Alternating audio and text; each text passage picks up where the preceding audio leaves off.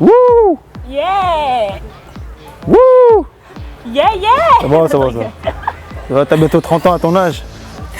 Comme vous pouvez le voir, nous sommes dans un parc, tranquillement.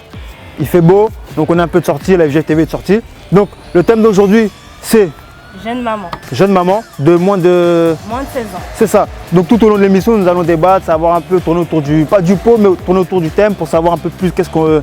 Pourquoi en fait on a voulu aborder ce thème. Exactement. Vous allez être très intéressés. Mais notre émission, il y aura toujours nos rubriques mode, nos rubriques sport, il y aura toujours nos expériences de vie. Donc on se revoit tout de suite après pour l'instant.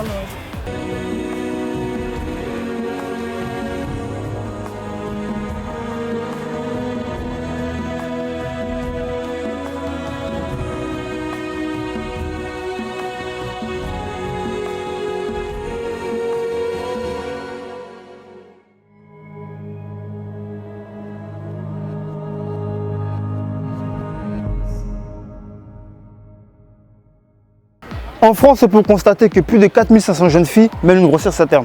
Et parmi elles, plus de 500 au moins de 16 ans. Donc on peut voir vraiment c'est un chiffre énorme déjà. Et c'est vraiment quelque chose qui se fait de plus, c'est de plus en plus fréquent. C'est quelque chose qu'on voit de plus en plus dans les mœurs, dans la morale des jeunes. C'est vraiment dans la culture, je ne vais pas dire française, mais la plupart des jeunes, c'est vraiment quelque chose qui leur plaît d'avoir un enfant assez tôt. Il y en a beaucoup maintenant qui revendiquent le fait d'être maman assez tôt. Donc pendant que certaines sont en train de passer le bac ou le brevet, vraiment des diplômes importants, certaines revendiquent le fait d'être maman jeune. Donc c'est vraiment quelque chose qui a interpellé la FGTV et c'est pour ça qu'aujourd'hui on a tenu à aborder ce thème. Et on va un peu voir tout au long de l'émission vraiment pourquoi, est-ce que c'est des accidents, c'est dû à des accidents, est-ce que c'est voulu, pourquoi elles veulent être mères assez tôt comme ça, pourquoi dire non à sa jeunesse. Donc c'est ce que nous allons voir tout au long de cette émission. C'est ça, donc on vous laisse avec cette vidéo d'une jeune mère et vous allez voir un peu son mode de vie, quelles difficultés elle rencontre et on pourra en débattre un peu plus juste après. Donc on se voit après. Nous sommes à Nîmes, chez Laetitia, 16 ans.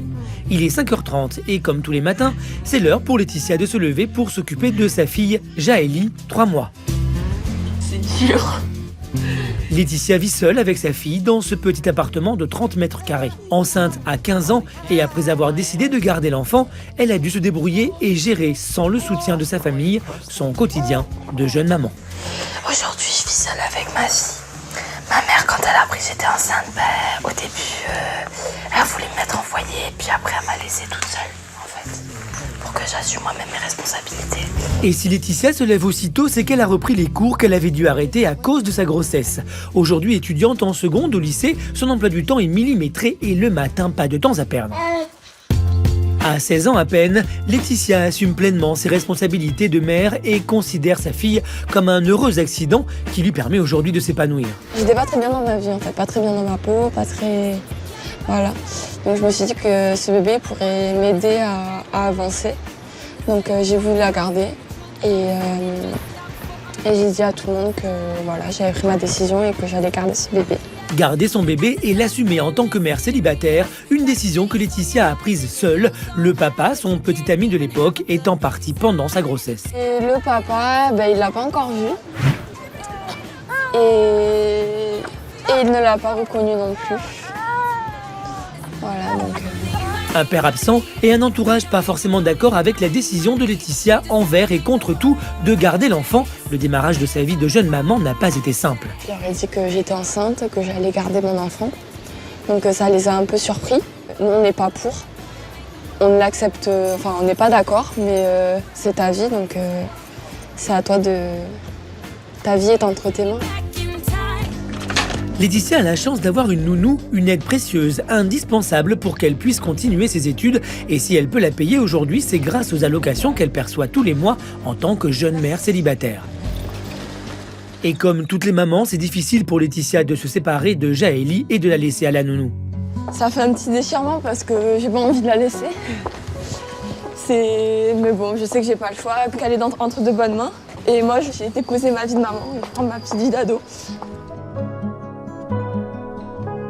Donc maintenant, nous allons parler un peu des facteurs qui poussent les jeunes filles à aller au terme de leur grossesse, à vouloir fonder une famille malgré leur jeune âge, comme on a dit en introduction. Donc un des premiers facteurs, c'est le manque d'informations. Donc souvent les jeunes se décident à passer à l'acte, mais ils ne se posent pas vraiment de réelles questions. Donc ils savent qu'il y a des moyens de contraception, mais ils ne se posent pas de questions sur la fiabilité de ces contraceptions-là. Donc ce qui fait que le manque d'informations crée des accidents souvent, et là c'est l'un des premiers facteurs. Exactement, et justement je connais des personnes, des garçons par manque d'informations qui sont retrouvés à prendre la pilule par exemple. C'est assez bizarre mais c'est comme ça.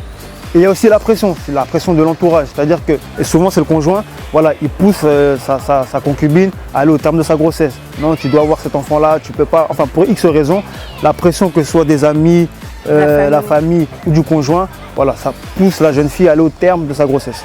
Il y a aussi le fait que nous les filles, nous sommes très sentimentales malheureusement, c'est un fait.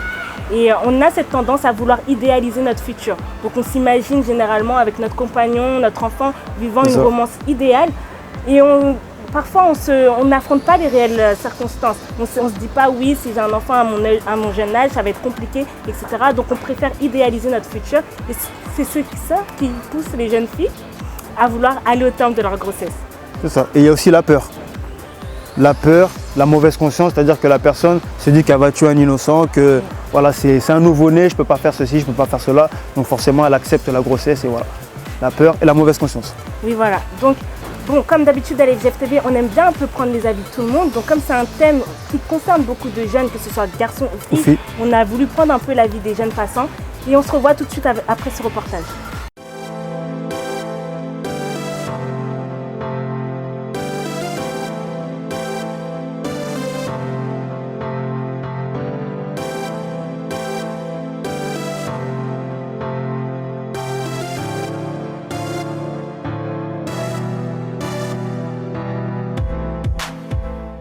Salut à vous qui nous regardez. Dites-moi, si je vous parle de tétine, de biberon, de couche, ça vous paraîtrait bizarre, n'est-ce pas? Pourtant, à l'heure où des jeunes filles sont intéressées que par Hannah Montana, Disney Channel ou d'autres choses de ce genre, il y a des filles qui doivent prendre des décisions capitales par rapport à leur vie. Avec la FGF TV, on est parti à la rencontre de ces jeunes filles-là. Certaines ont eu des enfants très tôt et sont en mesure de répondre à nos questions. D'autres n'ont pas du tout connu cette situation, mais on a envie bien trempé sur la situation. Ce que je vous invite à faire, nous suivre pour les rencontrer.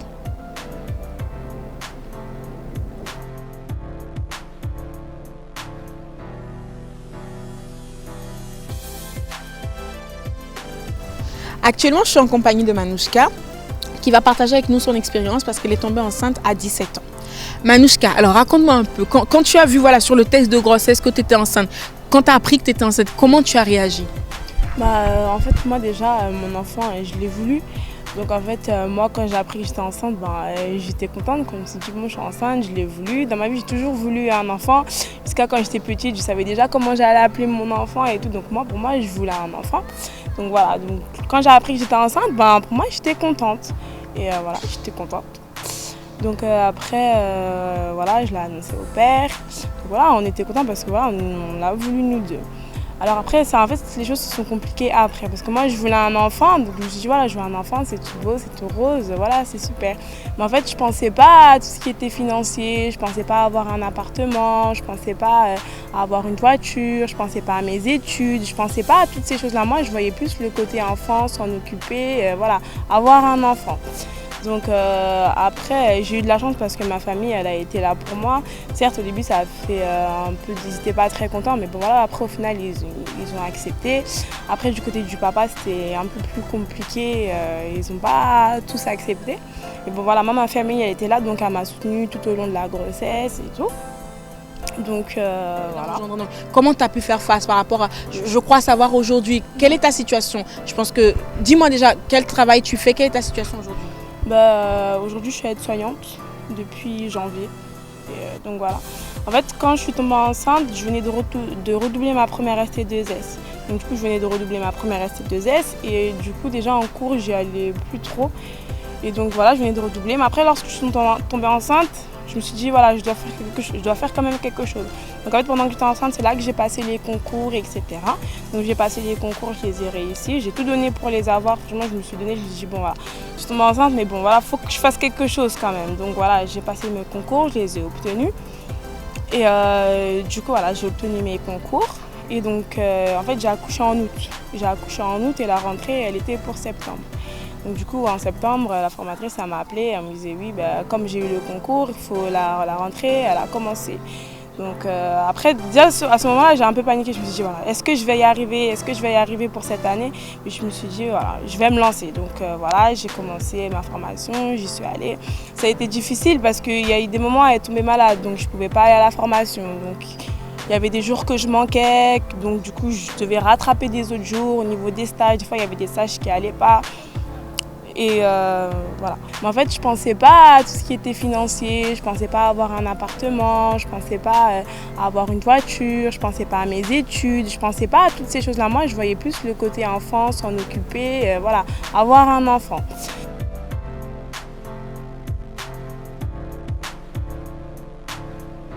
Alors, dites-moi Jeanne, est-ce que vous pensez que c'est une folie d'avoir un enfant en étant soi-même encore adolescente? Je pense que oui. Parce que étant adolescent, on n'a pas forcément les moyens de subvenir aux besoins d'un enfant, de subvenir à ses propres besoins. Donc du coup, pour moi, oui, si on doit vivre de l'aide des allocations, de ses parents et autres, pour moi, non, c'est pas une solution. Non.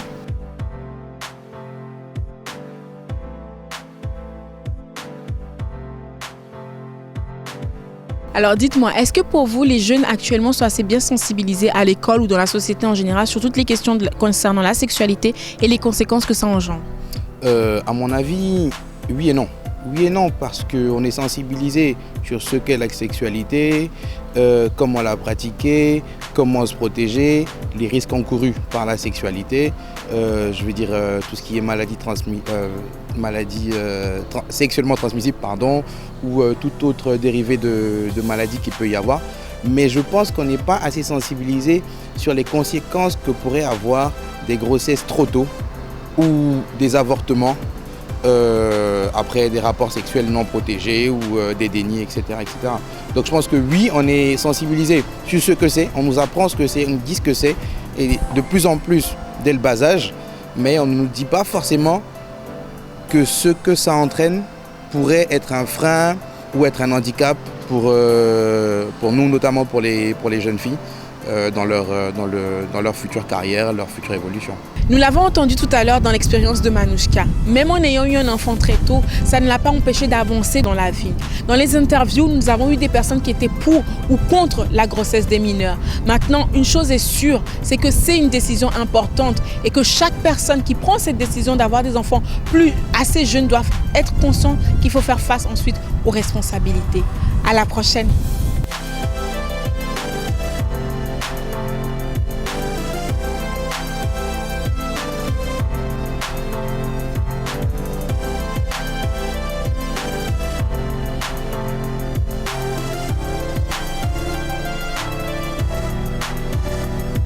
Maintenant, nous allons parler des conséquences, parce que certes, c'est bien beau de vouloir avoir un enfant, mais il y a un prix à payer. Le premier point qu'on peut noter, c'est que la jeune fille court le risque de voir sa famille la rejeter.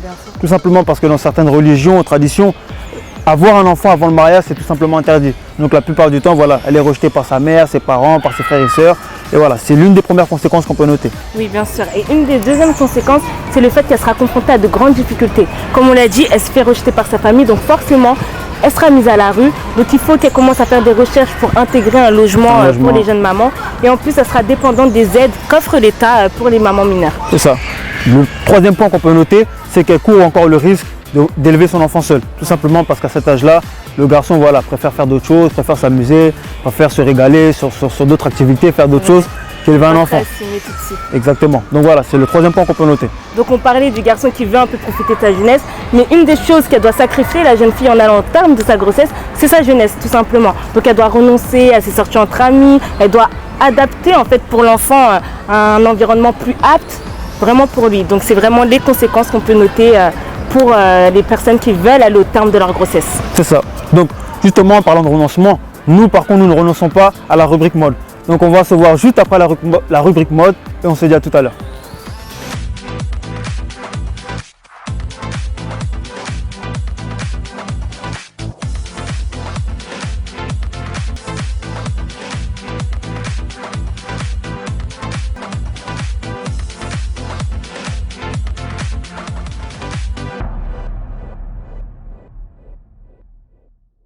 Bonjour à toi qui me regarde, bienvenue dans ta nouvelle rubrique mode. Alors un petit conseil pour les jeunes mères, quand vous avez moins de 18 ans et que vous êtes maman, surtout continuez à prendre soin de vous. On sait que voilà, la tendance c'est quoi? C'est de se laisser aller. Pourquoi? Parce qu'on est mère, on a un enfant, on a beaucoup de choses à faire, on est chargé. Mais le plus important, c'est de continuer à faire votre âge. Surtout, ne faites jamais plus. Voilà, si vous avez moins de 18 ans, ne faites pas 40 quoi. Donc, apparence, surtout restez au top. Alors, la rubrique aujourd'hui va être un peu différente. Pourquoi? Parce qu'il y a 4 mannequins aujourd'hui. Comment s'habiller selon son âge? Alors, vous avez la tranche d'âge pour les femmes, avec le premier modèle de 16 à 20 ans. Donc voilà, c'est un style assez étudiant, assez lycéen même ou collégien. Voilà, c'est une petite chemise qui est portée d'une manière très simple avec la petite jupe qui est vraiment très en accord. Avec celle-là, les petites baskets. Donc comme je vous l'ai dit, c'est vraiment quelque chose de très simple. Mais le petit plus, c'est quoi? C'est les baskets qui donnent un petit côté urbain avec le petit sac qu'elle porte qui est du Louis Vuitton, qui casse en fait le côté urbain pour donner le style BCBG. Surtout, osez mélanger le urbain avec le BCBG. Pour la deuxième modèle, c'est un peu plus simple. C'est plus pour une femme mature, c'est-à-dire 21, voire plus, 30 ans ou autre. C'est un style assez habillé. Voilà, le petit pantalon beige. Avec cela, le petit top, chemisier beige aussi, avec les chaussures. Donc le look, c'est le look total beige. Avec ça, pour casser un peu ce côté trop beige, on a rajouté le petit sac. Bien sûr, il y a du orange dessus. Aussi la petite coupe, voilà, surtout le chignon monté. Alors pour les garçons, pour ceux qui ont 16 ans, voire plus. Alors vous êtes jeunes, donc la veste en cuir, c'est très tendance. Surtout avec ça, la petite chemise bûcheron, qui est vraiment très à la mode, qu'on peut le voir, voilà, sur des jeunes. Avec cela, les baskets. Donc voilà, c'est un total look noir. Pour casser le petit côté trop sombre, on a rajouté les petites baskets blanches qui sont là, qui donnent voilà, plus de couleurs. Avec cela, pour bien sûr maintenant les hommes, ceux qui ont voilà, 21 voire plus, pour les travailleurs, c'est-à-dire il faut quoi? Un look soigné, un look élégant. Donc là, c'est un look qui est un peu plus travaillé. Les hommes, ils n'osent pas trop les pantalons de couleur. Alors les garçons, vous pouvez oser. Là, c'est un pantalon vert qui est accordé avec un petit t-shirt blanc, avec des petites baskets qui vont avec, qui sont aussi blanches. Le tout est en accord avec un petit blazer gris façon et le petit sac à main aussi. On sait que voilà, les hommes, ils n'osent pas tout ce qui est sac à main. Pourquoi? Parce qu'ils disent c'est pour les femmes. Là, les 4 looks, c'est vraiment une base que vous avez. Pourquoi? Pour vous montrer que vous pouvez oser. Qui va oser voilà, mettre une jupe avec des baskets? Il n'y a pas beaucoup de personnes. Maintenant, vous pouvez vous permettre, vous pouvez voir, ça ne donne pas un côté négligé. Au contraire, ça donne un petit plus. Et pour les femmes qui sont là, qui vont au travail, qui ne sont pas très talons, vous avez aussi des chaussures compensées ou sinon, voilà, des petites mocassins et tout. Mais surtout, les filles, je vais avoir beaucoup d'ennemis, mais les ballerines, non, à éviter. Pourquoi? Parce que ça vous donne un côté trop négligé et c'est trop simple en fait. Pour avoir le petit plus, voilà, si vous n'êtes vraiment pas du tout talon, mettez les mocassins ou voilà des petites chaussures plates. Vous avez vraiment plein de styles. Mais les ballerines, c'est trop simple et ça donne un petit côté too much en fait directement à votre look. Et pour les hommes surtout, c'est l'été, il fait beau. Pour les hommes de 21 à plus, osez les pantalons de couleur. Osez tout ce qui est coloré. C'est très tendance et c'est très beau. Pour les petits jeunes, c'est-à-dire 16 ans à 20 ans, quand vous allez à l'école, c'est important d'être bien, de montrer bien sûr on est jeune, mais avant tout aussi on a du style. Donc voilà, toujours la petite chemise en cuir qui fait vraiment très tendance. Et aussi voilà le petit chemise bûcheron, mais vous avez vraiment plein de choses comme ça. Vous avez vraiment plein de petites pièces qui font tout, qui habillent directement votre look. Donc surtout cette rubrique, ça s'appelle vraiment oser. Donc je vous lance un petit défi aussi cette semaine. Vous allez oser porter quelque chose que voilà de vous-même vous aurez dit non, ça ne peut pas le faire. Pour les hommes, voilà, si vous savez que votre problème c'est les pantalons de couleur, vous n'osez pas, donc vous pouvez oser. Pour les femmes, si vous êtes là, vous aimez trop les ballerines, stoppez. Choisissez autre chose, je sais pas, des petites mocassins féminines qui sont vraiment très jolies ou autres. Mais en tout cas, osez beaucoup de choses et vous pouvez poster après sur notre Facebook Force Jeune France.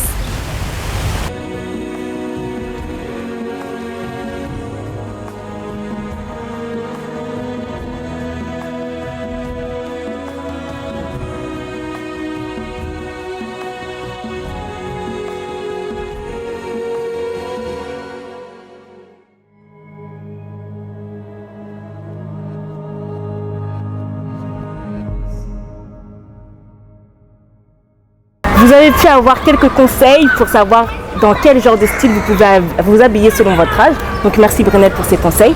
Donc maintenant on va revenir à notre thème. Donc on a parlé des risques, des conséquences, mais on va un peu parler de l'avenir. Donc c'est bien de vouloir être maman jeune à 14, 15, 16. Mais maintenant, qu'en est-il de l'avenir? Est-ce que vous pouvez continuer vos études? Moi, je vais un peu parler des études. Donc il y en a certaines qui décident totalement de renoncer parce que c'est vrai que pour continuer ces études, pour allier la vie de maman et la vie d'étudiante, c'est très compliqué. Il faut avoir un certain mental, une certaine maturité. Et c'est pour ça que certaines décident d'abandonner ou soit vraiment de faire les cours par correspondance. C'est ça. Et toi, tu as parlé d'études. Moi, je parlais plus du côté professionnel. Justement, tu as appris 2 mots à moi que j'utilise souvent, qui est allier la vie professionnelle.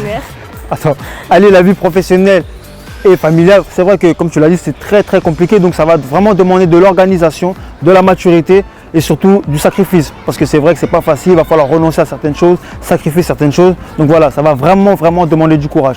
Donc, c'est vraiment les 2 points qu'on peut noter concernant l'avenir. Bon, en parlant de sacrifice, on va parler un peu de jeunes qui ont dû un peu renoncer à leur ancienne vie pour devenir des jeunes meilleurs. Tu sais qu'à l'FJF, c'est pas seulement des activités, c'est beaucoup d'autres choses. Donc il y a des conseils, des directions qui sont données aux jeunes pour qu'ils puissent dominer sur leur vie, sur leurs faiblesses. Et c'est exactement ce qui s'est passé dans la vie de ce jeune. Donc on se revoit tout de suite après ce témoignage.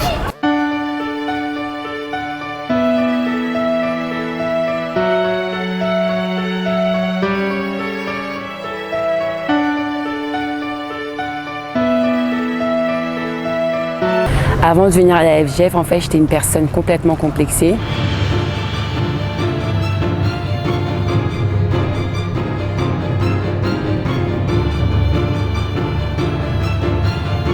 En fait, j'avais un problème, j'étais une personne qui était, on va dire que j'étais timide, triste, et aussi j'avais aussi un manque de confiance en moi.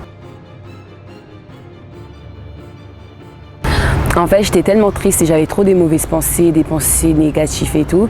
Et un jour, en fait, je m'étais dit qu'en fait, il fallait vraiment que je change de vie parce que j'avais tout pour être épanouie, mais je comprenais pas pourquoi j'étais tout le temps triste, en fait. Et je me suis dit que voilà, il fallait que je trouve vraiment en fait un moyen de trouver une solution parce que c'était trop pour moi.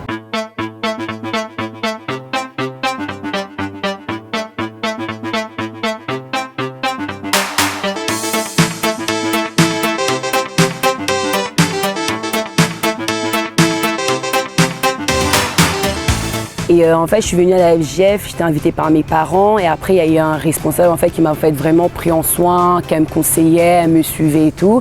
Et finalement, j'ai pu vraiment m'intégrer à la FJF en fait, grâce au groupe de danse, vu qu'il y avait un groupe de danse. Et je me suis inscrite et tout, j'ai commencé à participer à des groupes de danse et tout.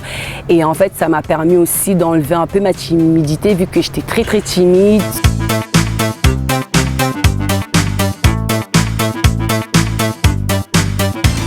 Aujourd'hui, je suis une personne complètement différente qu'auparavant. Je suis plus souriante et tout, j'ai confiance en moi. Et juste un conseil que je pourrais donner à une personne qui se trouve dans la même situation que moi, ça serait en fait de, ne pas se dire qu'en fait il n'y a pas de solution, qu'elle va jamais s'en sortir. Il y a toujours en fait une solution. La preuve, moi je suis là.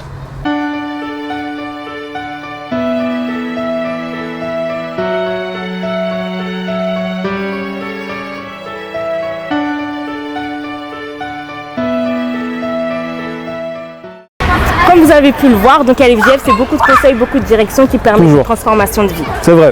Et donc là, vous, jeune mère, ou peut-être pas, qui vous demandez donc voilà quelles sont les astuces, comment je peux faire pour faire face, etc. On va vous donner quelques petits conseils.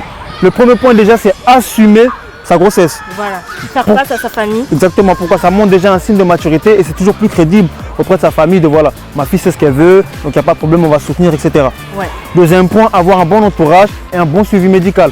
Ça permet vraiment, quand on parle d'entourage, c'est bien sûr, ça peut être un soutien psychologique, physique ou autre. En tout cas, être sûr que les personnes qui sont à nos côtés, on peut compter sur eux. Voilà, et une autre chose, on ne sait jamais quand ça nous tombe dessus, d'être enceinte à un très jeune âge, donc il faut faire un peu les démarches pour recevoir des aides pour les jeunes mamans. Ça existe, il faut juste faire les demandes et un peu vous renseigner.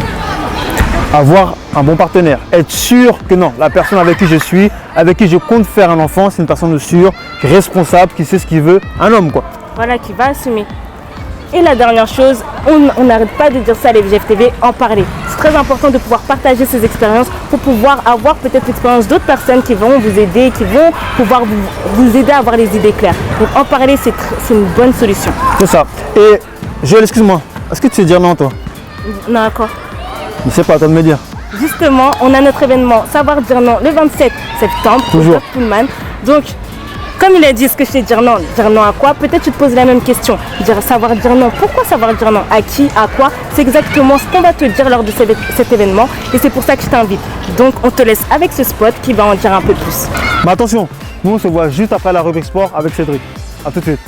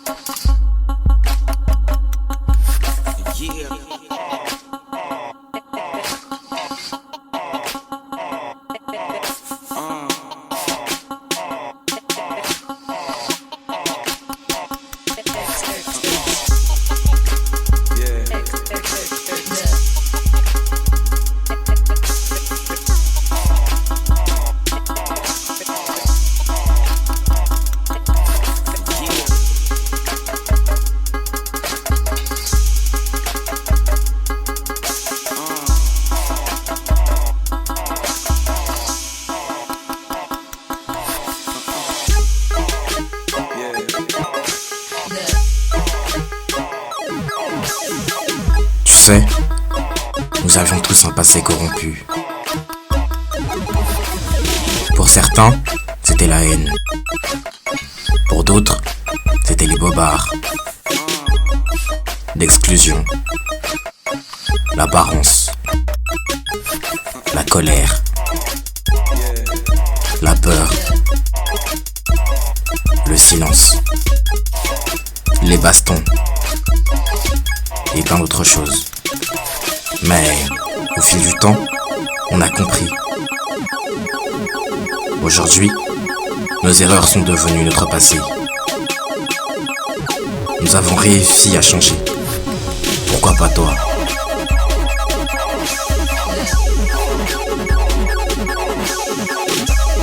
Alors, rendez-vous au Doc Pullman, samedi 27 septembre, à 15h. Et viens dire non. Événement Savoir dire non.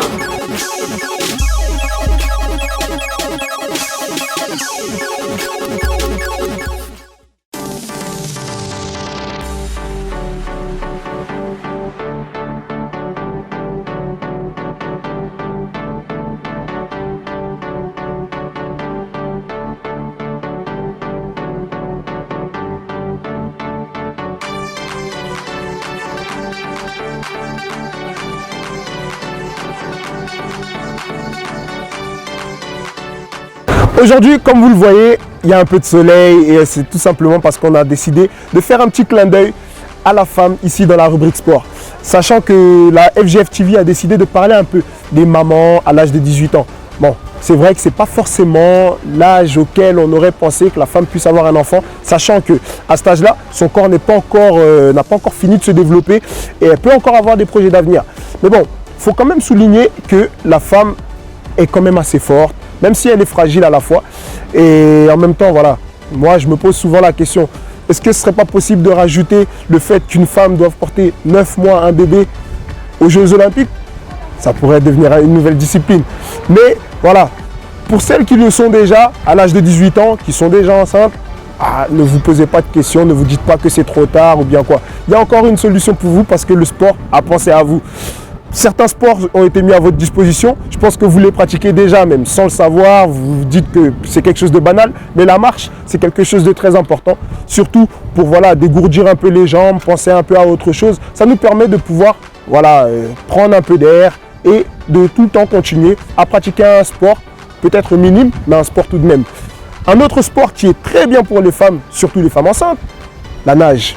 Si vous vous mettez à la nage, vous allez voir que déjà, ce sera quelque chose de très important pour éviter les risques de contraction trop importantes. Ça, c'est quelque chose qui a été prouvé scientifiquement et qui vous permettra de pouvoir réellement vous sentir un peu plus à l'aise, pour certaines même d'accoucher dans l'eau. C'est ce que les médecins nous ont dit.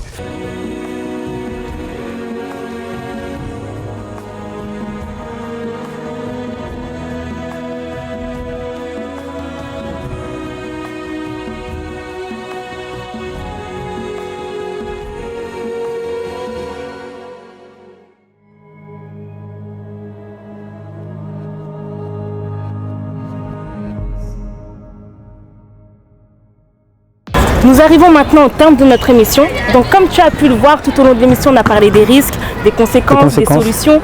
Maintenant, on va un peu conclure sur le thème. Donc une chose, avant de pouvoir se lancer dans cette nouvelle vie, vouloir être maman, il faut vraiment peser le pour et le contre. Il faut savoir, il ne faut pas voir que les côtés positifs, il faut savoir si vous êtes prêt véritablement à assumer ce genre de responsabilité. C'est ça. En gros, vraiment avoir une vie de maman, une vie de couple, c'est pas donné à tout le monde. Donc nous, la FGF TV, c'est fini en tout cas. Oui. On se revoit la semaine prochaine pour toujours plus de fun, toujours plus de news, d'informations.